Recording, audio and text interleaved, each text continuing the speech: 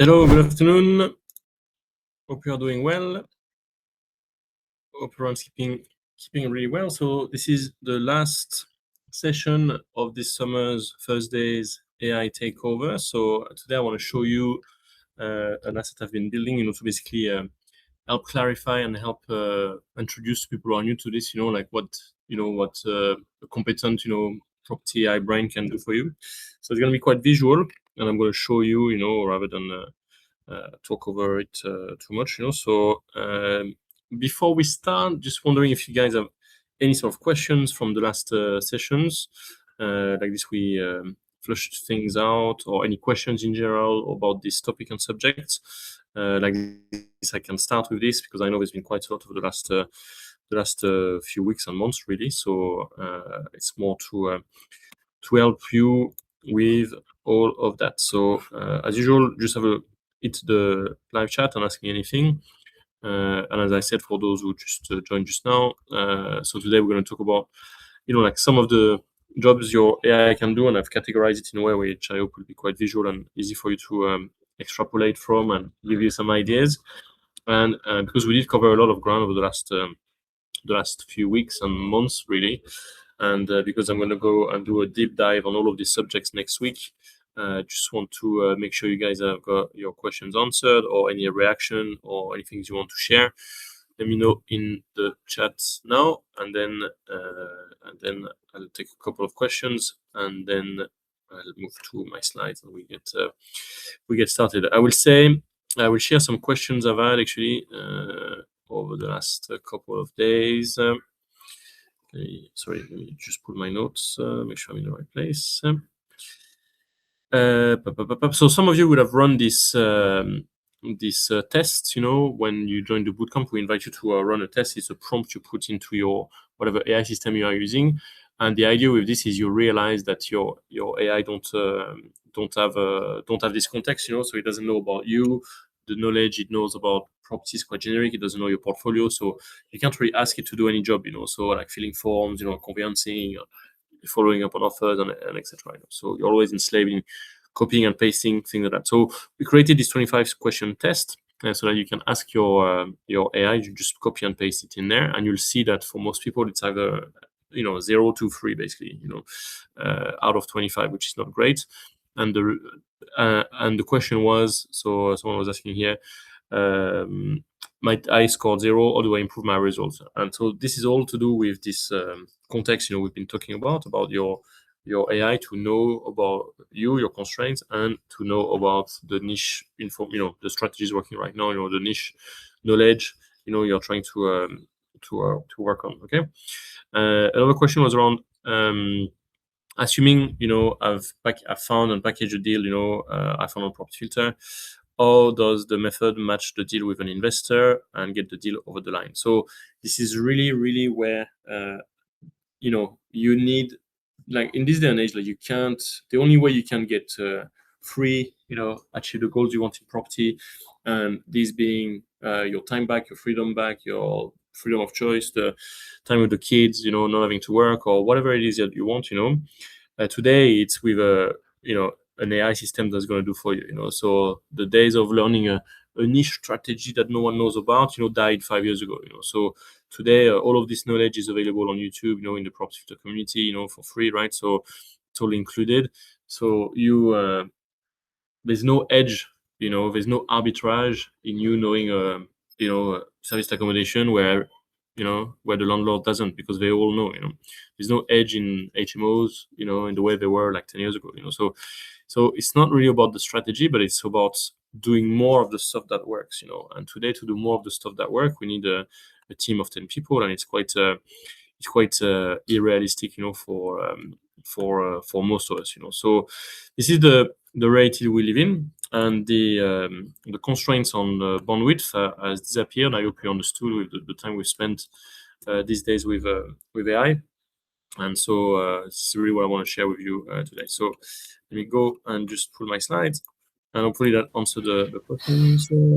Was there another question? Check here. Paul is asking, is Obsidian up? Someone's breathing. Right, everyone's breathing, right? Someone is like breathing pretty loud. you can get muted. I can't mute you. There we go. Thank you. I think that's sorted out. Yeah, thank you. Right. Okay. So, Paul, is Obsidian absolutely necessary for the AI brain, or just Google Drive, Cloud? Okay. So, Obsidian it does nothing. Obsidian is just helping you visualize your notes.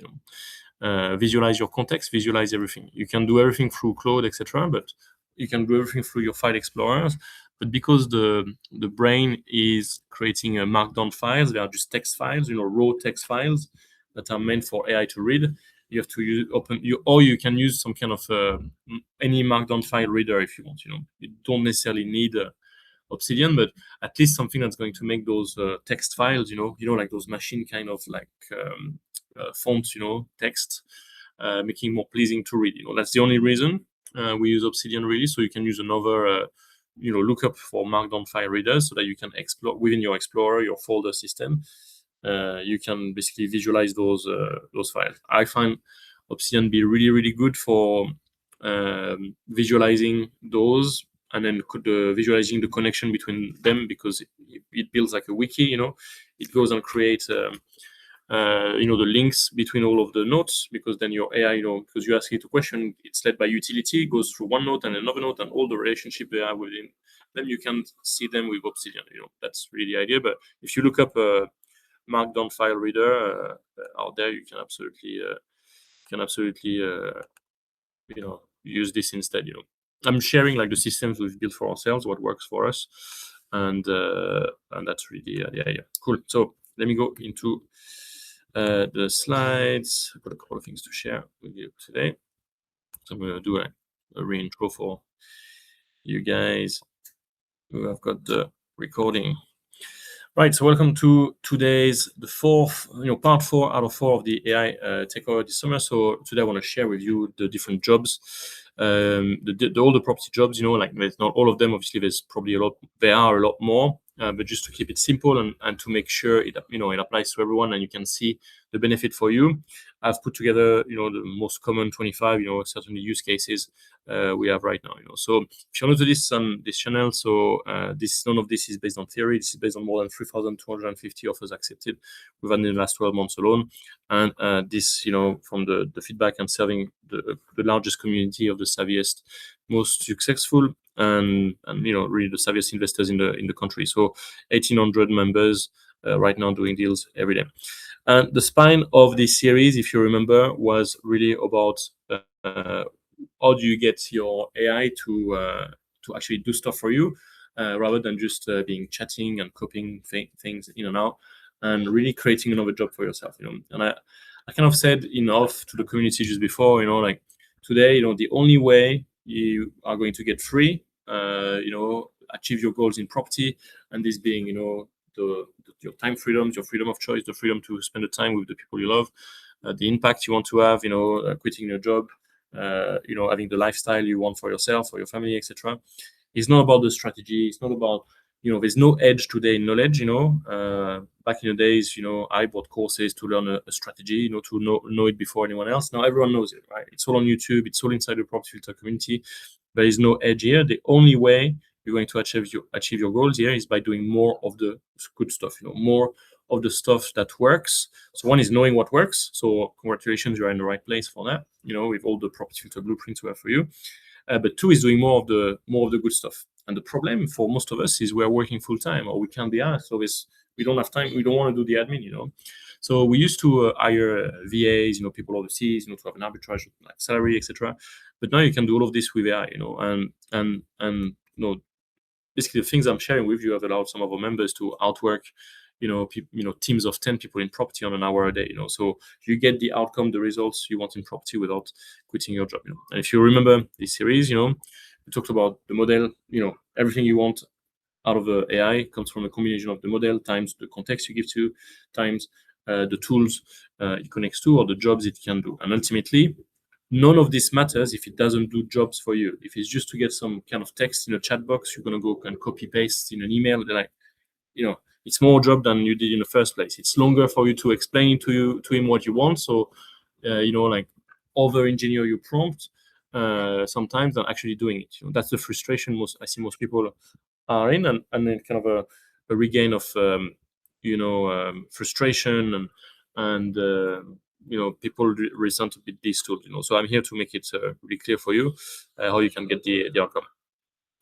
Okay, and if you remember, all of this with your AI brain, there's the context you give it to start with, but then you have to maintaining it by making consistent with what you do. So it's why I connect mine to every call I run, every conversations that of importance I have, or I give it ad hoc notes. It all feeds itself, and it maintains itself all the time. It knows what I'm sits in every meeting, knows my to-do list, knows my team's to-do list, prioritize my day. It just runs, really runs everything I do right now. And if I were to give a model, so this is a new framework for you guys, of what is it that property investors do. And there are really 5 categories. So first, you want to decide, decide on your area, your strategy, what makes a deal a deal, and a few other things. Then we're going to go around and finding deals. So we find motivated sellers. Are they matching with our criteria? How do we go about confirming that they're actually motivated? Do we go organize the viewings, start the conversations? Then there's the the sort of desktop analysis we do. Like the what I call value. The first step, we value the deals, we run the comparables, we stack it, whatever you want to call it. You run the analysis, you do due diligence. There's a lot of admin here, and for a lot of people, that's the bottleneck. And then you want to work on winning the deals, on doing the deals, and that's how you prepare the negotiation, or you go about offering offers that get accepted, all the way into running the follow-ups, and ultimately, so we're going to go through all of these steps, right? And ultimately, when you own it, so it's getting the conveyancing over the line, so it's managing projects, it's creating schedule works and anything to do with managing projects, like refers, managing projects like refinance, managing projects like conveyancing for purchase or sale, all of these things. And then you got the whole aspects of running your portfolio, managing your portfolio, keeping the certificates up to date, making sure everything is being instructed. And you could basically have all of this run on autopilot, straight with Claude. You don't need any complicated tool. You just tell it what you want and set it up. And then the whole lettings function, again, compliance, sourcing the tenants, all of these things can be done. And so you could build all of this, by yourself. But as I shared before, we spent, me and the team, over the last, couple of years, like more than 5,400 hours just on building the assets, not anything else. And then more than 165,000 pounds worth of consultancy, just learning anything and everything about AI. So trust me, like we've failed more times than most people can afford to make this work, and now you can go and do it. So for us, it meant that what we used to struggle to do in 7 days a week, me and my other co-founders, we now do in 3, which means we've got the bandwidth to be on holidays and the bandwidth to do things that are on the business and provide you more value, like than just keeping the plates running. We basically trimmed down the team from a team of 42 to a team of 28, with making more revenue, so showing that we can do more with less, and we save just under 3k, 2.5k, and a bit more, 2.5k a month on software subscriptions that the brains replace. So it's quite meaningful, and at the scale of a one person team, it's even more important, right? So because you cannot, I had the luxury to be able to throw stuff at at people before, but most people can't. So when we all started on our own, and the reality is today, the reality of the world, it's not one to go and learn the new strategy. It's one to know quickly what works, and whenever it changes next week, next month, like pivoting to what works, being in a place where you've got the source that this works, and 2, building and scaling your ability to do more of what works, without you doing anything but your AI team doing that. So as I said before, it's not about your success in AI, implementation and things. It's not about the tools you buy, the overwhelm of what models to use, etc. It's very much about this context you own. So going back to this, so I should have spent a bit more time on this. I'm going to go in here and share with you this map I actually created for you guys. There we go. Sorry, just going to hide you guys here. And hopefully you can see, so those 5 steps are here. So you got your brain in the middle, and if I've got well, I'll zoom in anyway, but you got your brain in the middle and the 5 parts that I described, decide, find, value, win, own, that feed in your brain, and the idea is when you plug it, it comes into your brain and actually does the stuff. So if I walk you through your brain is really like this, what I've described all along, this folder that sits on your machine, and then you have to link everything you do to the jobs, the jobs you want to do as an investor, the jobs you want to do, as a business owner, and who's going to do that job, because none of that equation matters. Why would you create anything of that if it's not to get things being built? So let's go and see how this is all organized inside your brain. So the decide pillar is where it's for you if you are pivoting strategies, if you want to be, you can't hit a target if you don't aim.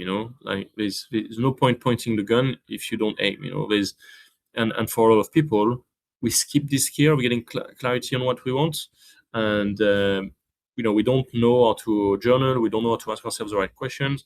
The most lucky of us, and maybe the most open-minded of us, would have paid for courses, not courses, but like coaching, so that people can help them asking these right questions. Now you can have an AI that's trained exactly on that. So today, if you don't know what you're trying to achieve, it's very, very hard for you to have the urgency of making it happen. So step one is set your income goal. So this is really the first part here, and your whole strategy is going to be very different if you want 20 grand a month or if you want 3 grand a month.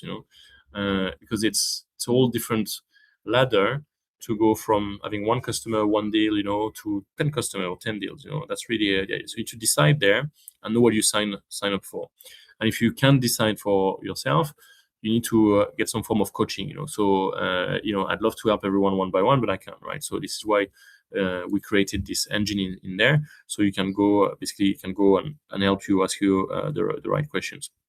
And you need to be really clear about. So next step here is about mapping your capital, the capital you have, on the ones you can access, and a lot of that is belief as well.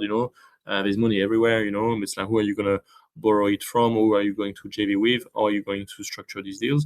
But this is a key constraint in property. So everyone wants to do every deals with no money down and costing nothing. But the reality is you always need to pay for stuff, solicitors and conveyancers and builders and whatever. So there's always need for something, and you need to understand what are your constraints here, because there's no point you saying I have no credit score, I have no money, and I want to go into doing a 20 million pound development because I can. You probably can, but you won't, because of this constraint. So you have to see like what's the next thing on the ladder.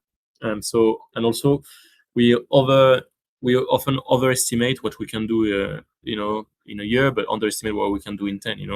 And we all want the end results, but we don't want to go, we want to be on top of the mountain, but we don't want to make this, go up the steps of the ladders. So this is a really key constraint.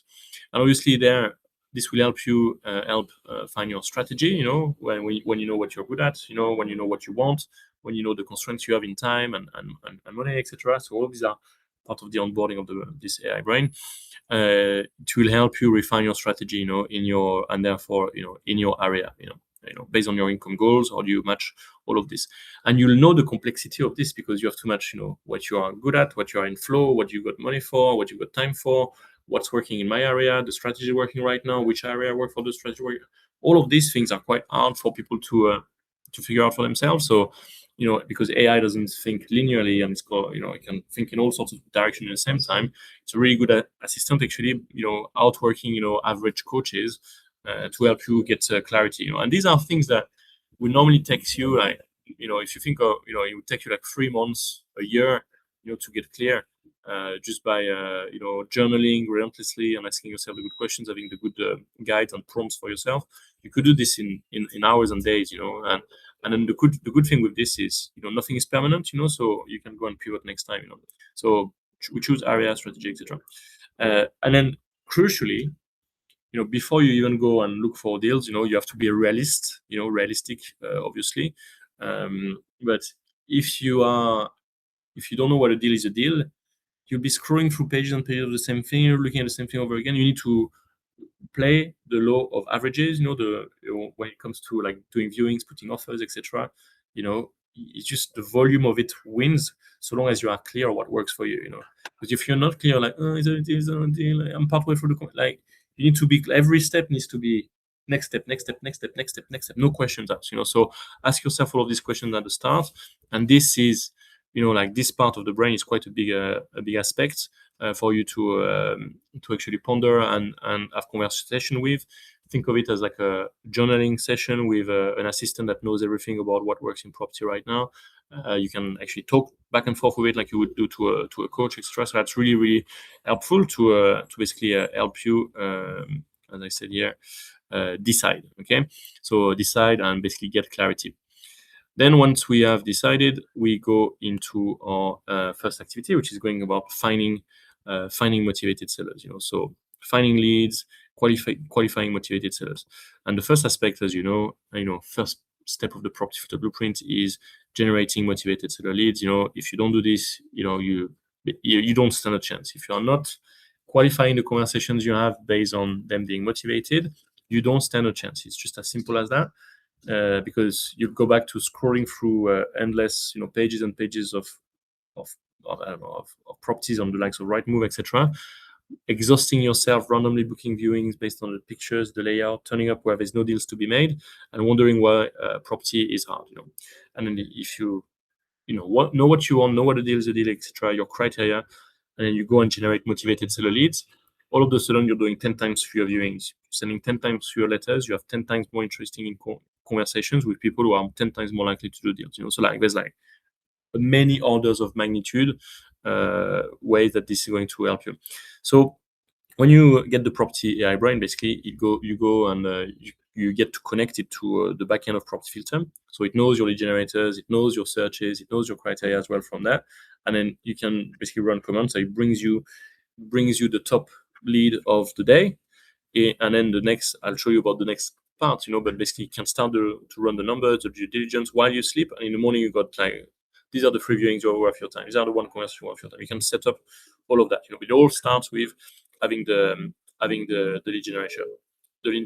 Obviously, then you need to qualify the leads. So this is where people really struggle with VAs. They're like, oh, can I get a VA to run my property filter? Yeah, great.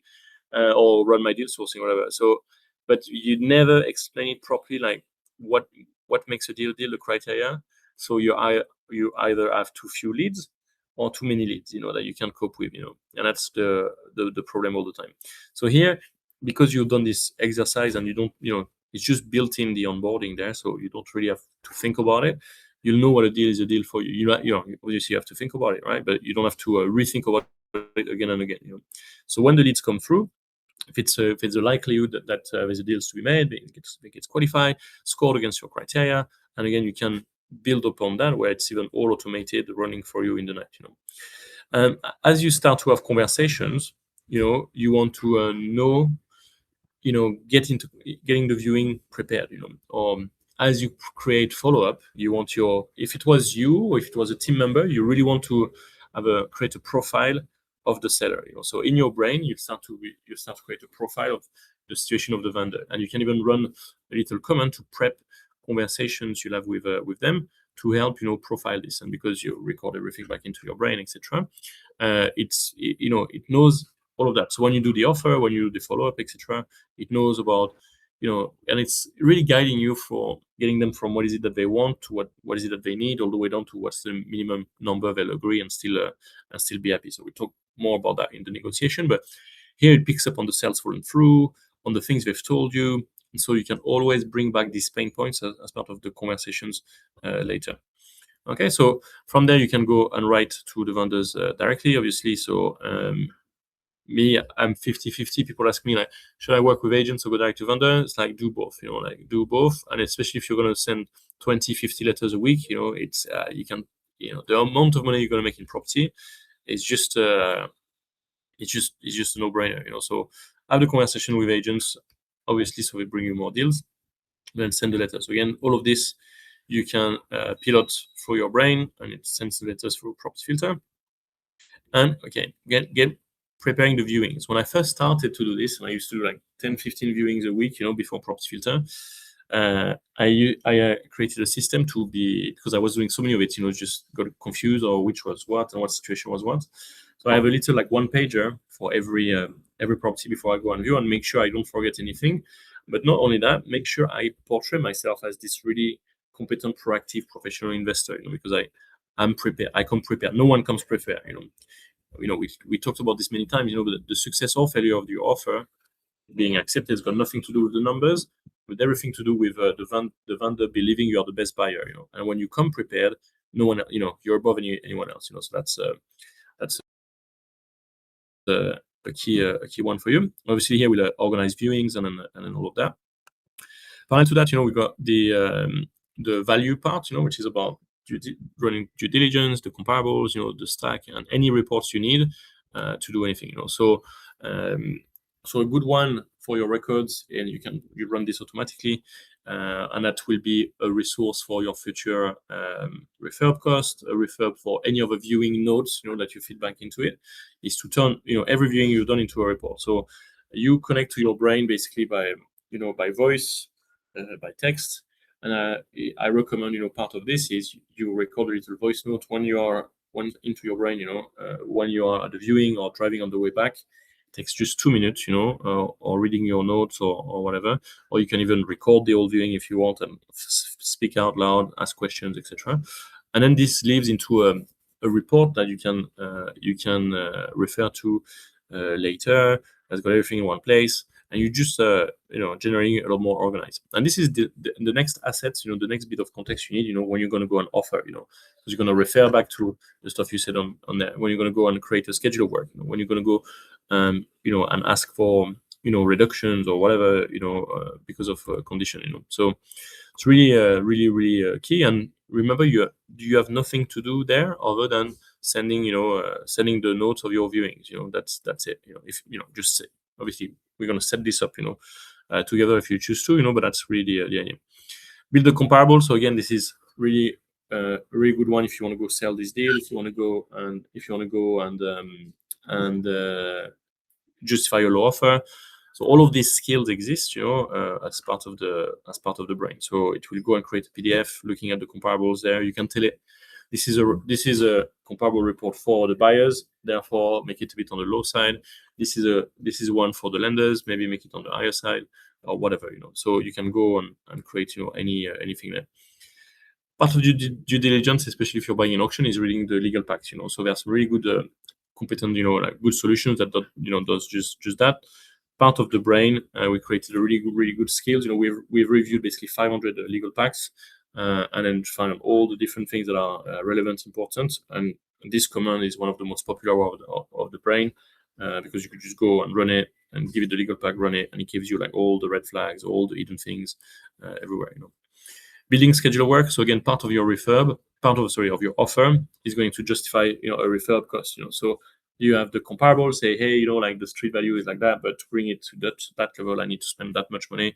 And to know how much you have to spend, you have to have a viewing report to tell it, basically the condition there. So do you see, how this all ties in together? And the schedule of work is really something AI can do, because it's always the same. You got first fix, second fix, plumbing, electric, plastering. So the activities are the same. So long as you describe what's in there, you'll have the activity there. You can then ask it to, if you want to price it, to do an estimate. And what's really interesting is because estimates are only good as actual ones, so it's never really perfect, these AI things. But as you do more of these and you get more and more quotes, every quote you get from builders builds into your own database of estimates, so you get your, the actual source of truth. It's what I said, you are in the business of building momentum. The more you do, the more comes to you. The easier it's going to get, easier and easier, because you're going to have more and more of the right context, and you own it, not share with anyone else. So schedule works great to list all the activities anyway, so you can use it to go for pricing. Initially, your AI, is interesting to give you an estimate. I use it myself, but I have some good experience, so I kind of adjust it a little bit, but I'm happy with that. And then I put all my actual quotes from builders in it. The problem is I've got some in different areas, so it's not always relevant, so I have to tell it, but that's no problem. And you can build on top of that. again, obviously we stack our deals, right? So what's going to be because we know from the decide stage, what makes a deal. We know our ROI criteria. You don't want to be figuring out after being doing a viewing. What am I supposed to offer? What is that a good deal? Is that a bad deal? Like, you're gonna look like a twat if you don't know what you are doing, and you're never front of the pile when it comes to getting your offer accepted. So the importance of the decide stage is quite key. Okay.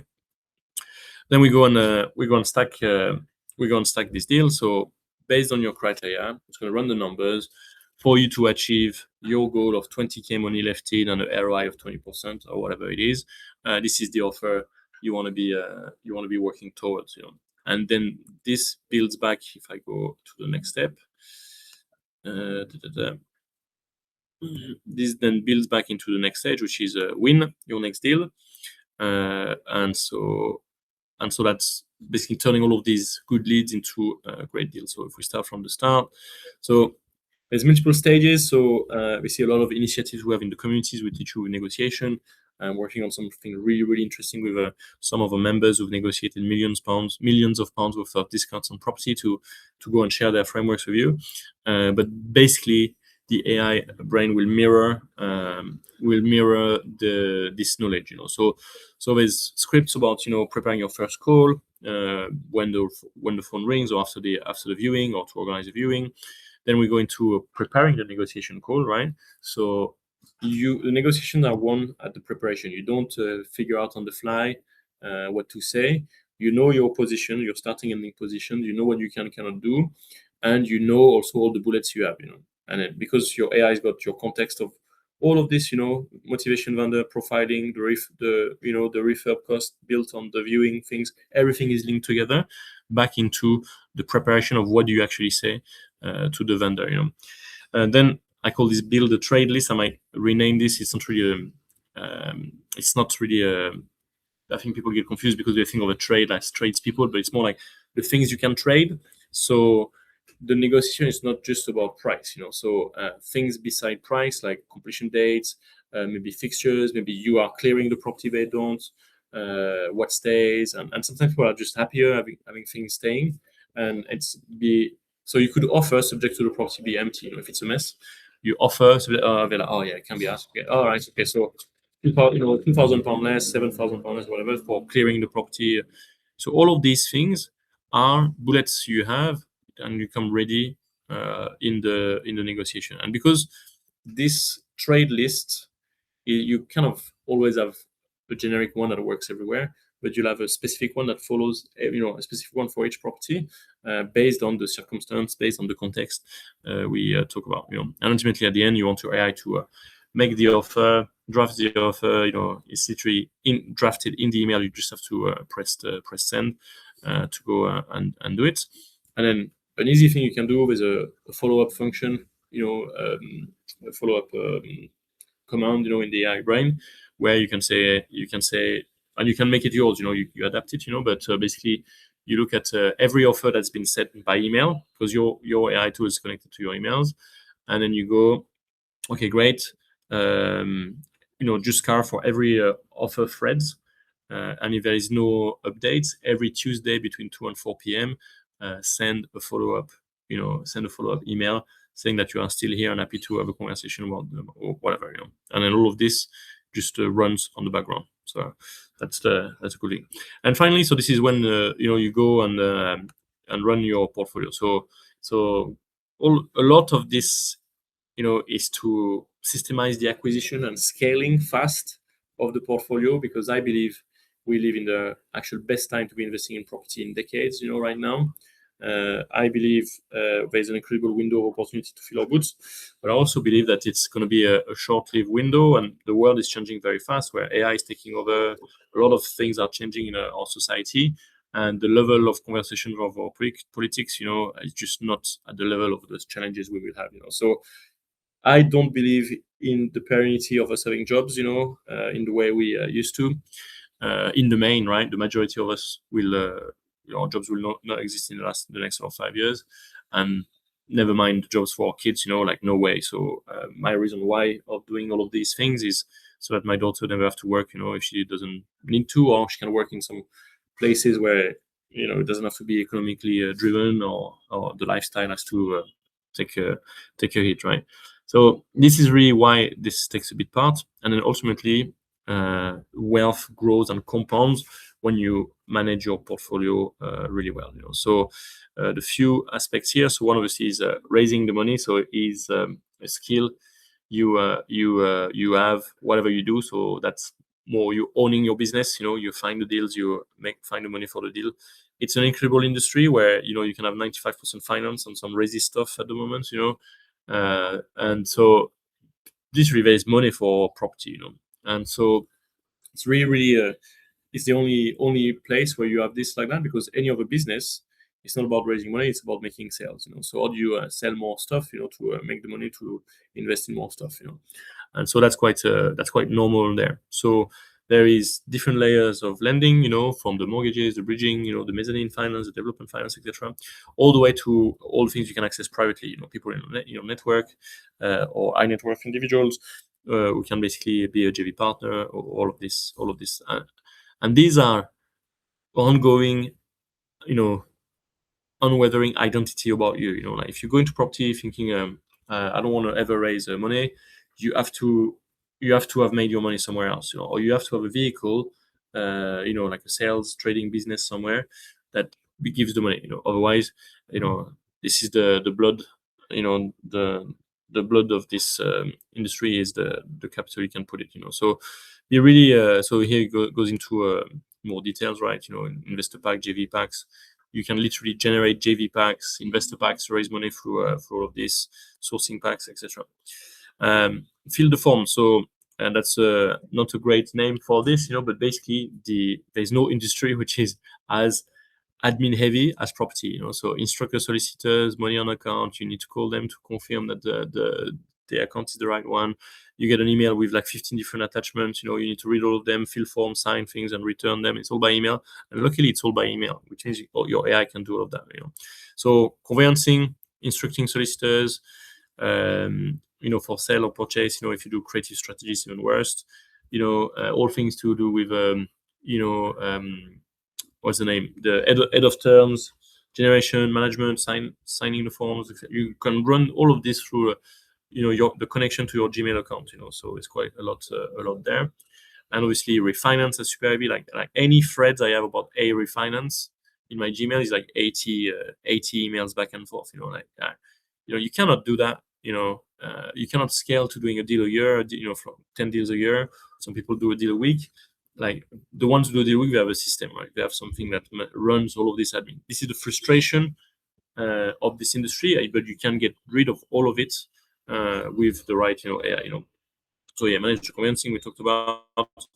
Then there's the whole aspects of managing your tenants. So today you can create, in a couple of hours, all the lettings systems you want natively inside your AI brain, for like all the onboarding, everything, all the compliance, everything you need, because there's nothing as commoditized as the knowledge around tenancy. It's like mass market, Renters Reform Act, all of these things, and then a lot of the finding tenants, finding properties. There's quite a lot that can be automated. You obviously with that, it doesn't replace the human touch. Especially if you're gonna go fill HMOs, you want people to get on with each other. The way people do one thing is the way you do everything. So you can have an AI bot that scans through. They literally apply for a place, right? So you can have them qualify themselves through. Do they collaborate with the interview process or not? You can do anything that you want to make it yours. And it's really interesting for those of you who have scaled. I know you realize, bloody hell, I've got 40 units now. So my letting agent role is now costing me, the equivalent of having 5 units. So there's a whole house in my portfolio that just pays for the management of the rest. So then it becomes value for money to go and create stuff like that. I know there are established landlords who are self-managing. This is going to be great for them. You can upgrade, etc., etc. And really, really, this allows you to be the human at the center of this. Like be even more human.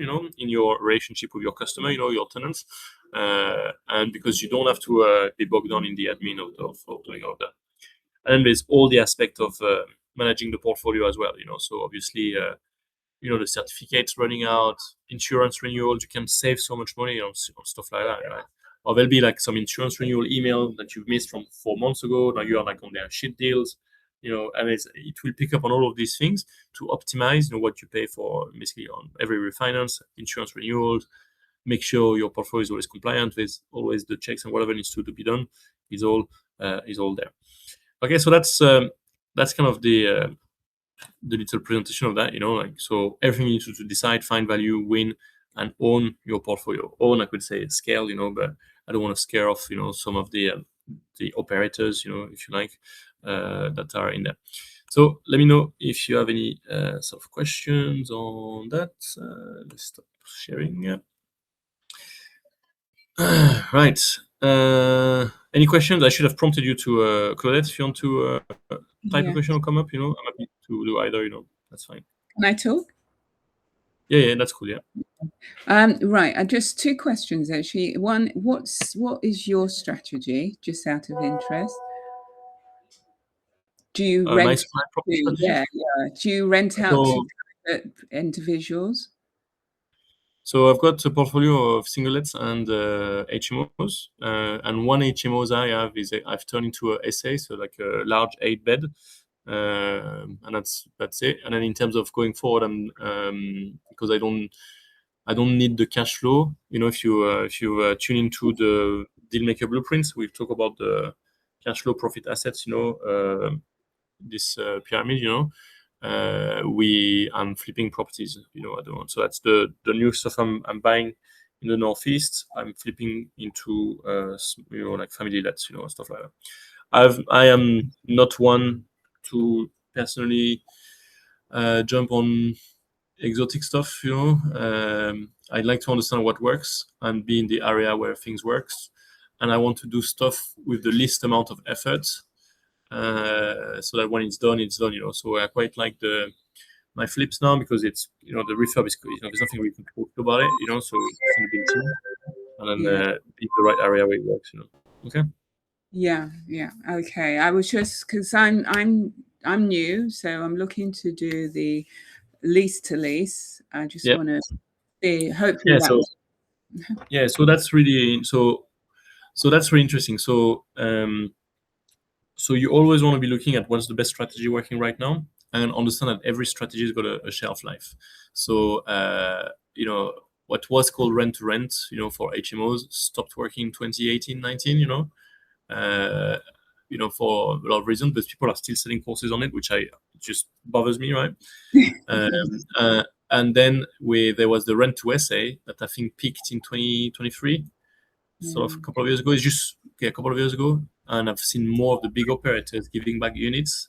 So they've moved their rent to rent into management. The business is not rent to rent. The business is managing properties. So the ones who are really good at having the systems to manage properties, and the ones who are leveraging AI are doing even better. They then manage to survive this rent-to-rent wave, collapse wave, if you like, because they could offer management to landlords, and landlords are, really clued up. The arbitrage you could have and say, "Can I give you a guaranteed rent and don't worry about anything?" 5 years ago, and then they never heard what Airbnb was. Now there's a Airbnb manager in every street corner, right? So what's the next thing, And I believe that there's a massive market with things to do with social housing, things to do with supported living. It's not an industry like the care side. I don't have an expertise in it, So me, I used to build bridges and build, refurbs is my thing. So I want to. If you remember the layers I said at the start of the call, you want to focus on what's on what you are good at. And for me, it was very clear that okay, I can deal with trades and stuff. I can do schedule work. So and that's one layer of that. Okay, what money do I have? Where do my strategy works? And all of this is cake, That training. And so for me, this is a strategy that is definitely working right now. It's one I will be growing.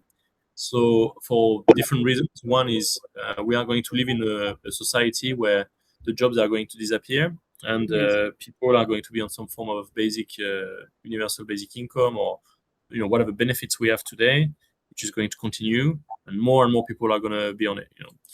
Well, they are taxing all the rich out of the country. That's another debate, right? But what will happen then is, because there is not enough wealth creation in the country to sustain the support we'll have to give to the majority of the society within a few years, there'll be just crazy inflation.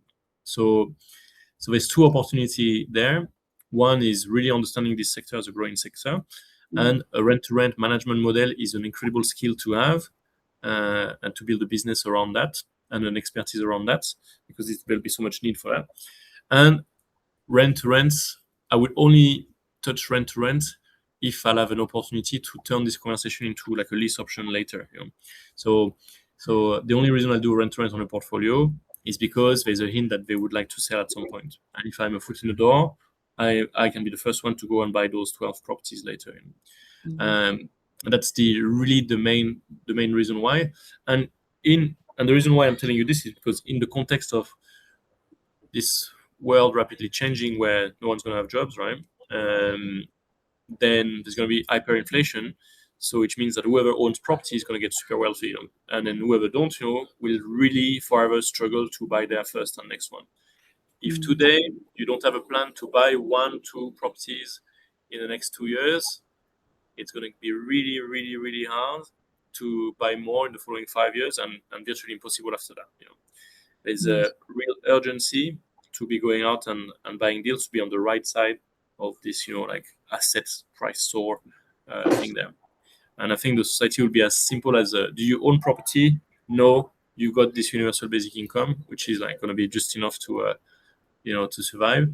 Do you own property? Yes. Okay. You've got the ticket to the Elysium, where you get access to finance to buy more, etc. And it's going to be a world of the medium fish eating the small fishes, and the big fish eating the medium fish, and you just want to make sure you are somewhere on a trajectory that's pulling you upwards, rather than downwards. Because if you've seen anything that's happening to our society in the last 10 years, we're not better off right now than we were 10 years ago, and it's accelerating in the wrong way. So it's just a bit further to your question around no, I appreciate that. I appreciate that. We're trying to sell ours to invest. Is that a stupid move then?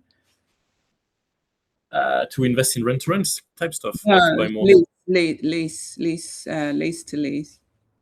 So we want to Is it a residential home, or is it a residential home or a second home you are trying to residential.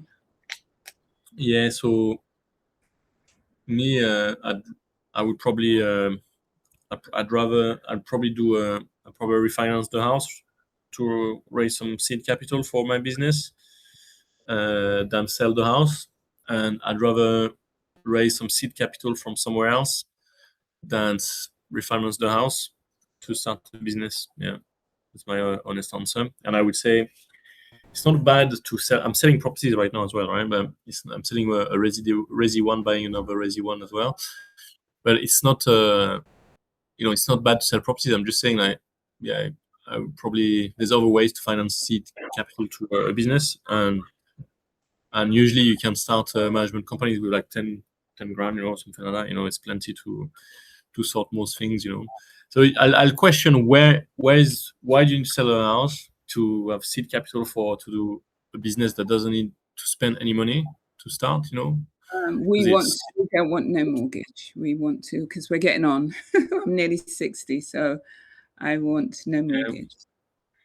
Yeah, I don't know. I'll just challenge, why do you need to sell a bigger, why do you need a big amount to start a business? Yeah, we don't. Every money so unless you've got some life choices and you want to relocate somewhere, me, I wouldn't get rid of the. I don't know if it's the only asset, but you're better off owning property in the next 5 years than than not, and just challenge the seed money you need, the seed capital you need.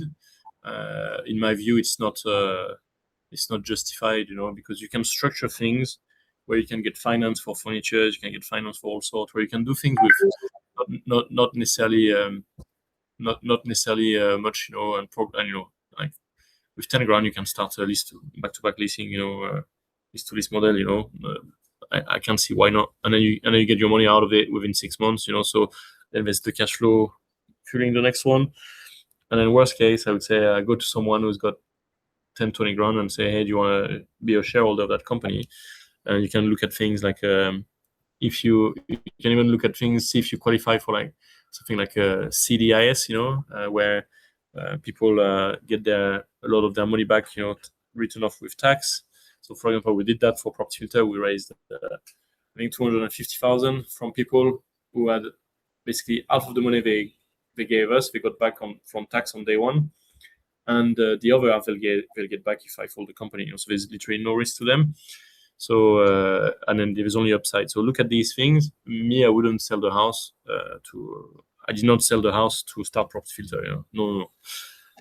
So yeah, It's not just for that. It's not just. We want to live. We just keep paying bills and struggling and debt. Yeah. Yeah. Okay. So yeah. So you need the clarity. So these Yeah. conversations, obviously, I'm going a bit outside what we the scope of today, right? But you see, like you need, as you said, you need help to have clarity around it. Okay. Thank you. Thanks. Let me jump now to the next question.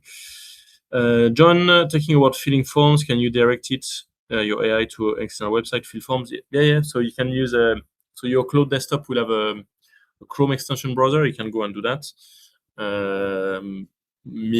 I've mainly used it for like filling forms, like solicitor forms, mortgage broker forms, and it's just a faff, it's always the same. And you look back, when you have to redo your portfolio, the schedule of your portfolio with all the refinance, etc., all in there, Okay, so absolutely you can do that. In regards to legal pack, can you entirely rely on AI and not engage solicitor? So I can't in my own conscience tell you, ask AI, it's all fine. Obviously not. So the reason you do this is to do volume, so it's to volume. And then if there is, because it's just prohibitive, you cannot have a solicitor to run through half of a legal pack of every auction in the world. So the idea is to identify through the workflow I explained there the stuff that match your criteria. That would be a deal for you. And on the ones that are worth it, run them into your workflow. Well, I'm going to need to running out of battery here, so let's see, put the light down. Running the workflow and then just get the legal packs out for the majority of properties you're looking at, and obviously the ones that are not relevant you don't do, and the ones that are really relevant, then they are worth having more of a conversation. And like all things, you start to do the long and you have to do the unscalable before you do the scalable. So I would say, learn, like you win or you learn. So if you've never done auctions before, like obviously you want to have the legal pack reviewed properly, on the stuff you're gonna bid on, or I've got quite a good chance of winning. And then you get more confidence, you get the guys, like a recent carries who came a couple of weeks back on the Deal Finder Corner, who are doing 150 deals a year, and they never use such stuff for the deal pack because they know how to read the deal pack.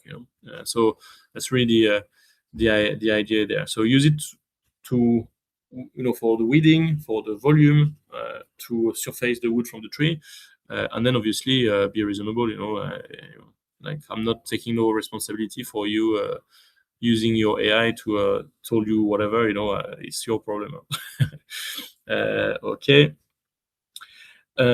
James, and any other questions in the chat? Otherwise, I'll close the chat after James. Hi, Guillaume. What safety feature can be built if you are using AI to complete forms for you? Can this also be extended to pay system? So me, I've not plugged the paid invoice thing yet, but I know people who have, and because it's quite so you have to solve your problem one by one and also build confidence as you go, So all the safety system and stuff. So in your brain, what's good is you own your own contracts, got its own instructions, So if you use Claude or another system, there's an agent.md file or a Claude.md file. It's one or the other, depending on the solution. And then in there, you can really constrain it to do lots of stuff. And your AI interface, so like Claude Desktop, there's a lot of granularity in what you can do in terms of read only the emails, read and archive. Maybe you can just read archive drafts. There's like 12 different things you didn't know you could do with the emails, and there's a lot of granularity you can toggle approve, and allow it to do stuff like that. Okay. And so that's really around that. And I would say for us, for example, bookkeeping, we have an AI that does like reconciliation, but we don't have yet the AI that does like the paying the invoices. So it's a matter of time and also mindset and confidence. So people think, oh, I don't want access to my emails. So some people they get access to their company accounts. So I got access to my company accounts. It does all the management accounts. Those my board packs. It does all this stuff. But that's really the idea. So you build up from the easy stuff, you get confident with it, and you go again. The same way when we started to buy stuff off the internet 30 years ago, at the start, it was a bit, we didn't do it too much, and now I pay everything. I pay everything from my watch or my phone. I don't even carry cards anymore. So you just build up on that. Okay, so I want to thank you for today. And also invite you. Remember, next week we have the AI Bootcamp, 2nd or 3rd of September. So I'm going to go really, really deep on all these subjects. So this is just on the way back from the bank holiday weekend, and the theme is back to school. We are back. There's 3 months to the end of the year. It's the best time to be doing this right now. Every conversations we've had in August, now it's time to convert them. But we're going to very soon be able to say, we do a deal by Christmas. We're going to be agreeing by Christmas, and you will do more deals in the next 3 months than you did in the last 3 years. Like this year or this year. And again, the only way you can get to your property goals, your income goals, your freedom goals, your freedom of choice goals, freedom of spending the time with the loved ones, like freedom of not having to work anymore, freedom of being on holiday, whatever you want, whoever you want, is not going to come from learning a new strategy, but from doing more of the right stuff. And the only way you can do more of the right stuff is being in a community where you are tapped into the right stuff and having the AI that 10x, 100x, basically your ability to do all the things you need to do, but you never had the bandwidth to do. And I guarantee there are people who are getting more results in property than on an hour a day, whilst they are still working full time, that teams of 10 people in property having coffee at the office, right? So thank you very much for today. I look forward for seeing you tomorrow. Mind blowing. Thank you. Yeah. Okay. Thank you guys. Thank you for the cool feedback. And golden nuggets as always. Thank you. All right. Love it. Have a great day, and I shall see you next week. And please share the love. Whatever WhatsApp groups you are part of. Your Facebook groups or Facebook as well. Go and share the invite to the AI Bootcamp, because this is really people are going to appreciate you for being the introducer of something that is going to transform their life. So thank you, and speak with you very soon. Bye-bye.